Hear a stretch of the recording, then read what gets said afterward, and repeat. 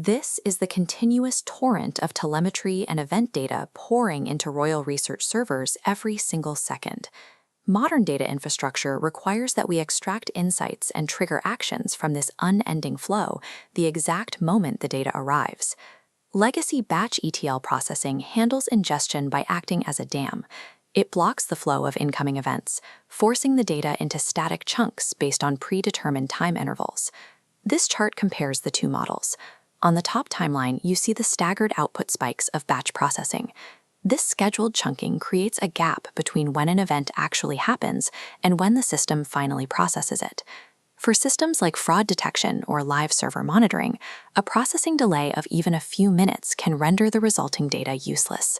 Static architectures cannot keep pace with these operational demands, necessitating a transition toward continuous stream processing frameworks. Apache Kafka Streams is a framework designed specifically for this kind of continuous ingestion and real-time analysis.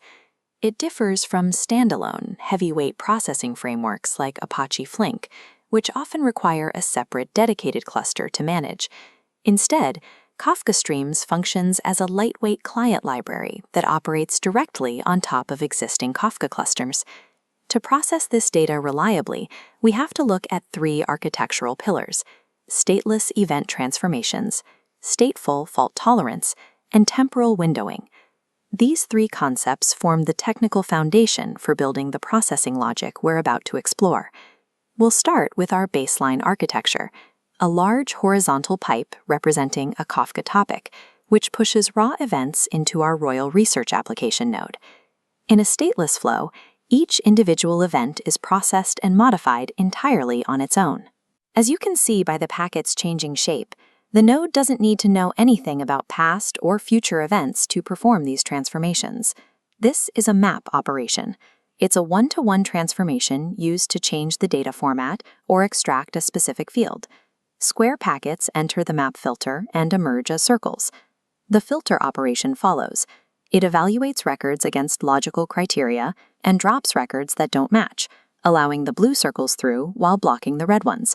Flat map is more complex. It takes a single input record and splits it to produce multiple distinct output records.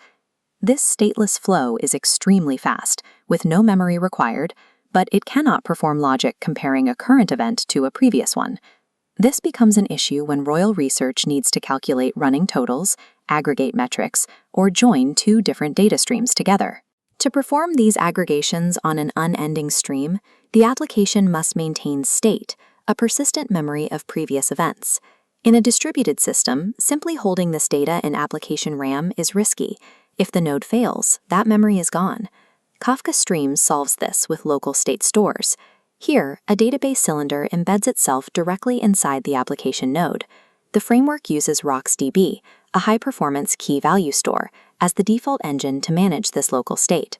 As new events flow past, the local state store continuously updates its internal counts. Because this happens inside the node, the application can access the data with zero network latency. This setup provides the necessary speed, but it creates a vulnerability. If the physical node is destroyed, the local state goes with it. If the Royal Research application node crashes, its local RocksDB state is wiped out. Without that state, your running totals and fraud detection logic effectively reset to zero. To prevent this, Kafka Streams uses a fallback mechanism called changelog topics.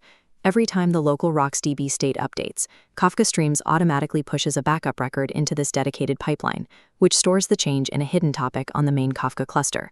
If the processing node goes completely offline and its local data is lost, the main input and the changelog pipelines remain intact on the cluster.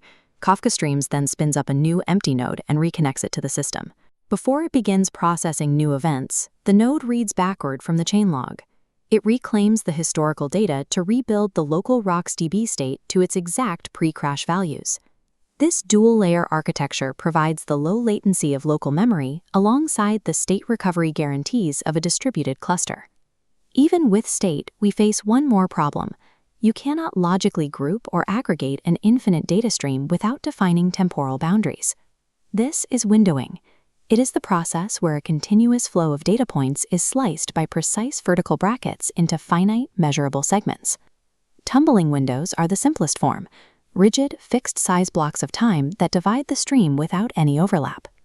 Hopping windows are also fixed size, but they purposefully overlap. This allows a single event to exist in multiple windows simultaneously, which is how we track rolling trends. Sliding windows do not use a fixed clock. Instead, the boundaries slide continuously over the stream based on the timestamps of the incoming events. Finally, session windows use dynamic boundaries dictated by activity. They stretch to capture clusters of data and snap shut when a period of inactivity appears in the stream. Windowing gives us the precise control needed to aggregate infinite data, finally making the chaotic stream measurable and actionable. Because Kafka Streams is a client library rather than a standalone service, this entire topology doesn't require a dedicated processing cluster. The application logic can be packaged into standard containers, allowing it to be deployed anywhere in a server environment. To scale the architecture, Royal Research simply deploys multiple parallel instances of the application. Using Docker, these instances pull from the same Kafka pipeline to distribute the workload. As raw data enters this pipeline, stateless transformations shape the events for downstream use. Local RocksDB instances provide the memory needed for aggregations, while changelogs ensure that the state can be recovered after a failure. And with temporal windowing, those infinite streams are finally organized into accurate, time-bound groups. By abstracting the complexities of distributed state management, Kafka Streams allows developers to focus on the specific logic required to extract insights from continuous data.